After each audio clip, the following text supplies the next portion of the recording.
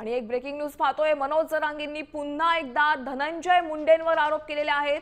हे सगळं मोठं षडयंत्र रचलं होतं। मुंडेंना अजित पवार आणि फडणवीस पाठीशी घालत असल्याचा आरोपही जरांगेंनी केलाय। माजी मंत्री आणि आमदार आहे म्हणून तुम्ही सोडून देणार का?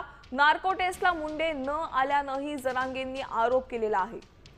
आपण पाहतोय मनोज जरांगे पाटलांनी पुन्हा एकदा धनंजय मुंडेंवर आरोप केलेला आहे। हे संपूर्ण षडयंत्र मोठं आहे आणि हे मोठं षडयंत्र मुंडे यांनी रचलेलं आहे असा आरोप जरांगेंनी केलाय। एवढं मोठं घातपात जर धनंजय मुंडे घडून आणतो, त्याला वाचवण्याचं काम अजित पवार करताय, देवेंद्र फडणवीस करताय।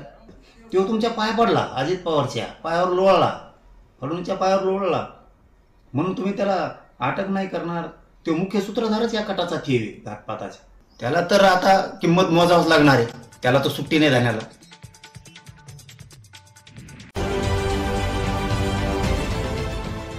देश विदेशातील प्रत्येक घडामोडींचे लाईव्ह अपडेट मिळवण्यासाठी आता साम टीव्हीच्या सर्व सोशल मीडिया प्लॅटफॉर्मला लाईक, फॉलो आणि सबस्क्राईब करा।